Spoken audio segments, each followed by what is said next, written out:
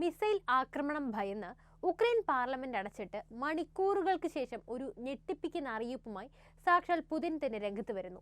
ഇനിയൊരു നീക്കം നിങ്ങൾ നടത്തിയാൽ അതിനുള്ള തിരിച്ചടി നിങ്ങൾക്കോ നിങ്ങളെ പിന്തുണയ്ക്കുന്നവർക്കോ താങ്ങാനായെന്ന് വരില്ല. ഒടുവിൽ ഒറേഷ്നിക് എന്ന ആ അപകടകാരിയെ രംഗത്തിറക്കാൻ തന്നെ തീരുമാനിക്കുകയാണ്. ആർക്കും തടുക്കാനാവാത്ത, എവിടെയും ചുട്ടു ചാമ്പലാക്കാൻ സാധിക്കുന്ന ആ ആയുധം അമേരിക്കയുടെ പേടി സ്വപ്നമാണ്. അതെ, നമുക്ക് പരിശോധിക്കാം പുതിന്റെ ആയുധക്കരുത്തിലെ ആ രാക്ഷസ മിസൈലിനെ. ആധുനിക ഒറേഷ്നിക് ഹൈപ്പർസോണിക് മിസൈൽ പരീക്ഷിക്കുവാൻ റഷ്യ തീരുമാനിക്കുന്നു. വെവ്വേറെ പരീക്ഷിക്കുന്നതിന് പകരം യുദ്ധത്തിന്റെ ഭാഗമായി പരീക്ഷിക്കുമെന്നാണ് റഷ്യ പ്രഖ്യാപിച്ചിരിക്കുന്നത്. ഈ പരീക്ഷണങ്ങൾ നടത്താൻ ആവശ്യമായ ആധുനിക ഒറേഷ്നിക് ഹൈപ്പർസോണിക് മിസൈലുകൾ തങ്ങളുടെ പക്കലുണ്ടെന്ന് പ്രസിഡന്റ് വ്ളാദിമിർ പുതിനും വെളിപ്പെടുത്തുന്നു. റഷ്യയുടെ ആധുനിക ഹൈപ്പർസോണിക് ക്രൂയിസ് മിസൈൽ വിഭാഗത്തിൽപ്പെടുന്നതാണിത്. ഇത് പരീക്ഷിക്കുമെന്ന് നിരന്തരമായി പുതിൻ മുന്നറിയിപ്പ് നൽകിയിരുന്നു. ഇതിനോടകം തന്നെ റഷ്യ ഉക്രൈനിൽ ഇത് പരീക്ഷിക്കുകയും ചെയ്തിട്ടുമുണ്ട്. ശബ്ദത്തിന്റെ 13 മടങ്ങ് വേഗതയിലാണ് ഇതിന് സഞ്ചരിക്കാൻ സാധിക്കുന്നത്. അതായത് ശബ്ദത്തിന്റെ 5 മുതൽ 25 ഇരട്ടിയാണ് വേഗത. ഹൈപ്പർസോണിക് വേഗതയിൽ സഞ്ചരിക്കാൻ കഴിയുന്ന ആയുധമാണ് ഹൈപ്പർസോണിക് മിസൈലുകൾ. സെക്കൻഡിൽ 1 മുതൽ 5 മൈൽ വരെയാണ് വേഗതയായി കണക്കാക്കുന്നത്. കൃത്യമായി പറയുകയാണെങ്കിൽ 1.6 മുതൽ 8.0 km/s ഇതിന്റെ വേഗത മാക് 5 എന്നും അറിയപ്പെടുന്നുണ്ട്. മുമ്പ് പറഞ്ഞതുപോലെ തന്നെ ശബ്ദത്തിന്റെ 10 ഇരട്ടി വേഗതയിൽ സഞ്ചരിക്കാൻ കഴിവുള്ളവയാണ് ഒറേഷ്നിക്. മണിക്കൂറിൽ 7600 മൈൽ വേഗതയിൽ 5000 കിലോമീറ്റർ അല്ലെങ്കിൽ 3100 മൈൽ സഞ്ചരിക്കാൻ ഇവയ്ക്ക് സാധിക്കും. റഷ്യയുടെ തെക്കേ അസ്ട്രഖാൻ മേഖലയിലെ കാപ്പുസ്റ്റിൻ യാർ റേഞ്ചിൽ നിന്നും വിക്ഷേപിച്ചാൽ പുതിന് വളരെ എളുപ്പത്തിൽ യൂറോപ്പിലെയോ UK-യിലെയോ ഏതൊരു നഗരത്തിന് മേലെയും പോർമുനകൾ വർഷിക്കാൻ സാധിക്കും.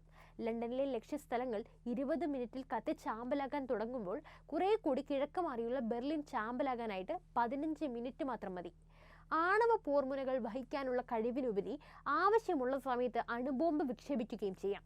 അതല്ലെങ്കിൽ അണുബോംബില്ലാതെ വിക്ഷേപിക്കുകയും ചെയ്യാം.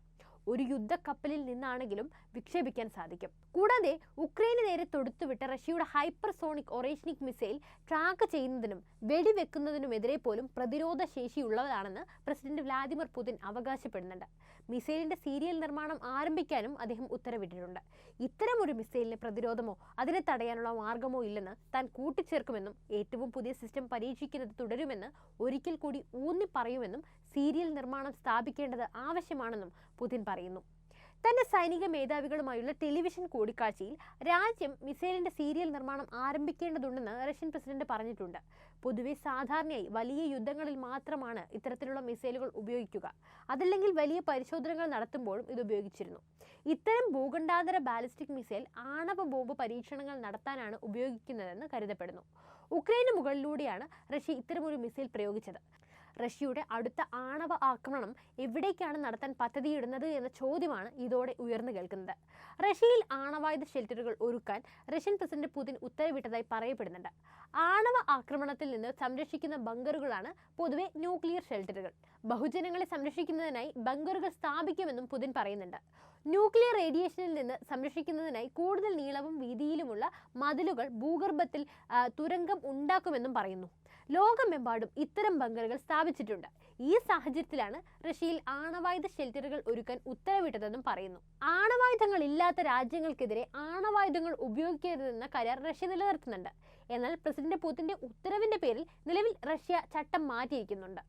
ഇതനുസരിച്ച് ആണവ ശക്തിയില്ലാത്ത രാജ്യങ്ങൾക്കെതിരെ ആണവായുധം പ്രയോഗിക്കുന്നതിന് റഷ്യൻ പ്രസിഡന്റ് പുതിൻ അംഗീകാരം നൽകുകയായിരുന്നു. ഇതിനെ തുടർന്ന് ഉക്രൈൻ ഉൾപ്പെടെയുള്ള ആണവ ഇതര രാജ്യങ്ങൾക്കെതിരെ ആണവായുധം പ്രയോഗിക്കാൻ പുതിൻ അനുമതി നൽകി. ഇതോടെ റഷ്യയുടെ നയമാറ്റത്തിന് പുതിൻ അംഗീകാരം നൽകുകയും ചെയ്തു.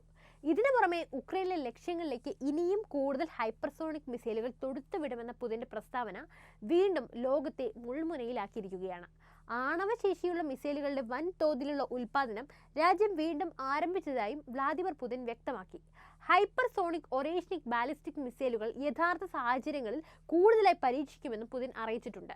ഇത്തരത്തിൽ ഒരു മിസൈൽ ഉക്രൈന് നേരെ തൊടുത്തുവിട്ടതിന് തൊട്ടടുത്ത ദിവസമാണ് പുതിൻ ഇക്കാര്യം പറയുന്നത്. ഇതൊരു ഭൂഖണ്ഡാന്തര മിസൈൽ അല്ലെങ്കിലും അതിശക്തമാണ് എന്നും ഈ മിസൈലുകൾ എന്നും അതുപോലെ പരമ്പരാഗത പോർമുനകളും ആണവ പോർമുനകളും ഇതിൽ ഘടിപ്പിക്കാനാകുമെന്നും പുതിൻ അറിയിച്ചു. ഇക്കഴിഞ്ഞ ദിവസമായിരുന്നു ഉക്രൈനിയൻ നഗരമായ നിപ്രോ ലക്ഷ്യമാക്കി പുതിയ തലമുറ മിസൈൽ തൊടുത്തുവിട്ടത്. സമാനമായ രീതിയിൽ ശബ്ദത്തിന്റെ 10 ഇരട്ടി വേഗത്തിൽ സഞ്ചരിക്കുന്ന ഹൈപ്പർസോണിക് മിസൈലുകളും വൻതോതിൽ സജ്ജമാക്കാൻ പുതിൻ ഉത്തരവിട്ട് കഴിഞ്ഞു. ഇതോടെ ലോകം ഒരു 3ാം ലോക മഹായുദ്ധത്തിലേക്ക് നടന്നെടുക്കുകയാണെന്ന തോന്നൽ ബലപ്പെട്ടു കഴിഞ്ഞു. പരീക്ഷണാർത്ഥം ഇക്കഴിഞ്ഞ വ്യാഴാഴ്ച ഉക്രൈന് നേരെ പ്രയോഗിച്ച പുതിയ ഹൈപ്പർസോണിക് റോക്കറ്റ് വെറും 20 മിനിറ്റുകൾക്കുള്ളിൽ യൂറോപ്പിലെ ഏത് നഗരത്തെയും ഭസ്മമാക്കാൻ കെൽപ്പുള്ളതാണ് എന്ന വാർത്ത ഒരു ഭീതിയായി യൂറോപ്പിലാകെ പടരുകയാണ്. ഉക്രൈനിലെ നിപ്രോ നഗരത്തിന്റെ മേൽ ഒരു അഗ്നിവർഷമായി നിരവധി പോർമുനകൾ പായിച്ചത് റഷ്യയുടെ ഭൂഖണ്ഡാന്തര മിസൈൽ ആയിരുന്നു എന്ന് ഉക്രൈൻ എയർഫോഴ്സ് കഴിഞ്ഞ ദിവസം ആരോപിച്ചിരുന്നു. ഈ ആക്രമണം നടത്തിയത് ഇതിനു മുമ്പ് ലോകം കാണാത്ത തരം ഇടത്തരം റേഞ്ച് ബാലിസ്റ്റിക് മിസൈൽ കൊണ്ടാണെന്ന് പുതിൻ പിന്നീട് സ്ഥിരീകരിക്കുകയും ചെയ്തു.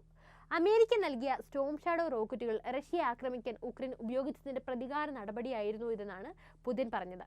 റഷ്യയുടെ ഏറ്റവും ശക്തമായ RS-24 യാസ് പോലെയുള്ള അമേരിക്കയിൽ എവിടെയും വ്യത്യസ്ത ആണവ പോർമുനകൾ വർഷിക്കാൻ കെൽപ്പുള്ള ഭൂഖണ്ഡാന്തര മിസൈലുകളുടേതുപോലെ ശക്തമല്ലെങ്കിലും ഇവയും അതിശക്തർ തന്നെയാണ്. മണിക്കൂറിൽ 1,90,000 മൈൽ വേഗതയിൽ ബഹിരാകാശത്തുകൂടി പറന്നതിന് ശേഷം ഭൗമാന്തരീക്ഷത്തിലേക്ക് ഇറങ്ങിയാണ് ഭൂഖണ്ഡാന്തര മിസൈലുകൾ ആക്രമണം നടത്തുക. നാറ്റോ സഖ്യത്തിന്റെ സഹായമില്ലാതെ അമേരിക്കൻ ബ്രിട്ടീഷ് നിർമ്മിത ആധുനിക ആയുധങ്ങൾ ഉപയോഗിക്കാൻ ഉക്രൈൻ സൈന്യത്തിന് കഴിയില്ലെന്നാണ് റഷ്യ വിലയിരുത്തുന്നത്. അതുകൊണ്ട് തന്നെ അമേരിക്കൻ ബ്രിട്ടീഷ് നിർമ്മിത ആയുധങ്ങൾ ഉപയോഗിച്ച് ആക്രമിച്ചാൽ അത് പാശ്ചാത്യ സഖ്യം റഷ്യയ്ക്ക് നേരെ നടത്തുന്ന ആക്രമണമാണെന്ന് കരുതുമെന്ന് പുതിൻ നേരത്തെ മുന്നറിയിപ്പ് നൽകി. മാത്രവുമല്ല, ആണവശേഷിയില്ലാത്ത ഒരു രാജ്യം ആണവശേഷിയുള്ള ഒരു രാജ്യത്തിന്റെ സഹായത്തോടെ ആക്രമിച്ചാൽ അണുവായുധം പ്രയോഗിക്കാൻ അനുവാദം നൽകുന്ന രീതിയിൽ റഷ്യയുടെ ആണവ നയം മാറ്റുകയും ചെയ്തിട്ടുണ്ട്. ഈ നീക്കങ്ങൾ തന്നെയാണ് ലോകത്തെ ഭയപ്പാടിലാക്കുന്നത്. എന്തായാലും ഉക്രൈനിയൻ നഗരമായ ഡിനിപ്രോയിൽ പതിച്ച ഹൈപ്പർസോണിക് മിസൈൽ മണിക്കൂറിൽ 13,000 കിലോമീറ്റർ വേഗതയിൽ എത്തിയതായി ഉക്രൈൻ നടത്തിയ അന്വേഷണത്തിൽ കണ്ടെത്തിയിട്ടുണ്ട്. ഉക്രൈനിയൻ സൈനിക കേന്ദ്രമായ ലക്ഷ്യസ്ഥാനത്ത് എത്താൻ മിസൈൽ 15 മിനിറ്റ് മാത്രമാണ് എടുത്തിരിക്കുന്നതെന്നാണ് വിലയിരുത്തൽ. ഇതൊക്കെ പുതിന്റെ പ്രഖ്യാപനത്തിലെ ഭീകരതയാണ് അക്കമിട്ട് നിർത്തുന്നത്. അസ്ത്രഗാൻ മേഖലയിൽ നിന്നും വിക്ഷേപിച്ച നിമിഷം മുതൽ ദിനിപ്രോ നഗരത്തിൽ അതിന്റെ ആഘാതം എത്തുന്നതുവരെ റഷ്യൻ മിസൈലിന്റെ പറക്കൽ സമയം വെറും 15 മിനിറ്റ് ആയിരുന്നുവെന്ന് ഉക്രൈനിയൻ മിലിറ്ററിയുടെ മെയിൻ ഡയറക്ടറേറ്റ് ഓഫ് ഇന്റലിജൻസ് വെളിപ്പെടുത്തി. മിസൈലിന്റെ 6 വാർഹെഡുകൾ സജ്ജീകരിച്ചതായും ഓരോന്നിനും 6 യുദ്ധോപകരണങ്ങൾ ഉണ്ടെന്നും പാതയുടെ അവസാന ഭാഗത്തെ വേഗത മാക് 11 മുകളിലായിരുന്നുവെന്നും വിലയിരുത്തൽ കൂട്ടിച്ചേർത്തു. ഇതിനെല്ലാം പിന്നാലെ 3ാം ലോക മഹായുദ്ധം ആരംഭിച്ചു കഴിഞ്ഞെന്ന് മുൻ ഉക്രൈനിയൻ സൈനിക മേധാവി പ്രസ്താവിച്ചും കഴിഞ്ഞിട്ടുണ്ട്. അതായത് റഷ്യയുടെ സഖ്യകക്ഷികളായ ഉത്തര കൊറിയ, ഇറാൻ, ചൈന എന്നീ ഏകാധിപത്യ രാജ്യങ്ങൾ റഷ്യയ്ക്ക് പരസ്യ പിന്തുണയുമായി രംഗത്തെത്തിയതോടെ 3ാം ലോക മഹായുദ്ധത്തിന് ആരംഭം കുറിച്ചതായി മുൻ ഉക്രൈനിയൻ സൈനിക മേധാവി വലേറി സനുഷ്നി പറയുന്നു. അതിർത്തിയിൽ ഇപ്പോൾ ഉക്രൈൻ നേരിടുന്നത് ഉത്തര കൊറിയയിൽ നിന്നുള്ള സൈനികരെയാണെന്നും അദ്ദേഹം പറഞ്ഞു. റഷ്യൻ സൈന്യത്തോടൊപ്പം കുസ് മേഖലയിൽ യുദ്ധം ചെയ്യാൻ 10,000 ഉത്തര കൊറിയൻ സൈനികരെ അയച്ചു എന്ന വാർത്തയ്ക്ക് പിന്നാലെയാണ് ഈ അഭിപ്രായ പ്രകടനമുണ്ടാകുന്നത്. ഡ്രോണുകൾ നൽകി ഇറാനും റഷ്യയ്ക്കൊപ്പമുണ്ടെന്ന് അദ്ദേഹം പറഞ്ഞു. ഇറാൻ നൽകിയ ഡ്രോണുകളാണ് സൈനിക കേന്ദ്രങ്ങൾക്കൊപ്പം സാധാരണക്കാരുടെ വാസമേഖലയെ ലക്ഷ്യം വെച്ച് നിരവധി പേരെ കൊന്നു തള്ളിയത് എന്നും അദ്ദേഹം ഓർമ്മിപ്പിച്ചു. ഇവയ്ക്കൊപ്പം ചൈനീസ് ആയുധങ്ങളും ഉക്രൈനെതിരായി റഷ്യ ഉപയോഗിക്കുന്നുണ്ട്. ഇതും അദ്ദേഹം പറയുന്നു. സ്റ്റോം ഷാഡോ മിസൈൽ ഉപയോഗിച്ച് ഉക്രൈൻ റഷ്യയെ ആക്രമിച്ചതിന് പിന്നാലെ ഇത് ബ്രിട്ടൻ റഷ്യയോട് നേരിട്ട് നടത്തുന്ന യുദ്ധമാണെന്ന് ലണ്ടനിലെ റഷ്യൻ അംബാസിഡർ പറഞ്ഞിരുന്നു. 3ാം ലോക മഹായുദ്ധം ആസന്നമായെന്ന് ലോക നേതാക്കളും ആണവായുധത്തിന്റെ പ്രയോഗത്തെപ്പറ്റി പുതിൻ പറഞ്ഞത് വെറും വാക്കല്ലെന്നും സെർബിയ പ്രസിഡന്റ് പറഞ്ഞു വയ്ക്കുകയാണ്. പുതിന്റെ ഉറ്റ സുഹൃത്തായി അറിയപ്പെടുന്ന സെർബിയൻ പ്രസിഡന്റ് അലക്സാണ്ടർ വൂസിക് മാധ്യമങ്ങളോട് പറഞ്ഞത് നമുക്കൊന്ന് വിലയിരുത്താം. പുതിൻ വീമ്പിളക്കുന്നതായി കരുതരുത്. ലോകം ഒരുപക്ഷെ ഒരു സർവനാശത്തിലേക്ക് നടന്നെടുത്തേക്കാമെന്നും അദ്ദേഹം മുന്നറിയിപ്പ് നൽകുന്നു. അമേരിക്കൻ നിർമ്മിത റോക്കറ്റുകൾ ഉപയോഗിച്ച് റഷ്യയ്ക്ക് നേരെ ഉക്രൈൻ ആക്രമണം നടത്തിയതിന് തൊട്ടു പിന്നാലെയാണ് ഈ അഭിപ്രായ പ്രകടനം വന്നത്. അതേസമയം റഷ്യ ഹൈപ്പർസോണിക് ബാലിസ്റ്റിക് മിസൈലുകൾ ഉക്രൈന് നേരെ പ്രയോഗിച്ചതോടെ ഒരു ആഗോള സംഘർഷത്തിനുള്ള എല്ലാ സാധ്യതകളും ഉണ്ടായിരിക്കുന്നതാണെന്ന് പോളണ്ടിന്റെ പ്രധാനമന്ത്രിയായ ഡൊണാൾഡ് ടസ്കും മുന്നറിയിപ്പ് നൽകിയിരിക്കുകയാണ്. കിഴക്കൻ യൂറോപ്പിലെ സംഘർഷം ഒരു നിർണായക ഘട്ടത്തിൽ എത്തി നിൽക്കുകയാണെന്ന് യുദ്ധകാര്യ വിദഗ്ധരും പറയുന്നു. ഏത് സമയത്തും ഇത് ലോകം മുഴുവനും വ്യാപിച്ചേക്കാം. അപ്പോൾ റഷ്യയുടെ ഈ പുതിയ നീക്കത്തെ നിങ്ങൾ എങ്ങനെയാണ് നോക്കിക്കാണുന്നത്? യുദ്ധം ഇനിയും അതിസങ്കീർണമാകുമോ? നിങ്ങളുടെ അഭിപ്രായം എന്ത് തന്നെയായാലും കമന്റ് ചെയ്യൂ. അതോടൊപ്പം ഈ അറിവുകൾ എല്ലാവരിലേക്കും എത്താനായി വീഡിയോ ഒന്ന് ലൈക്ക് ചെയ്യാനും ഷെയർ ചെയ്യാനും ശ്രദ്ധിക്കുമല്ലോ.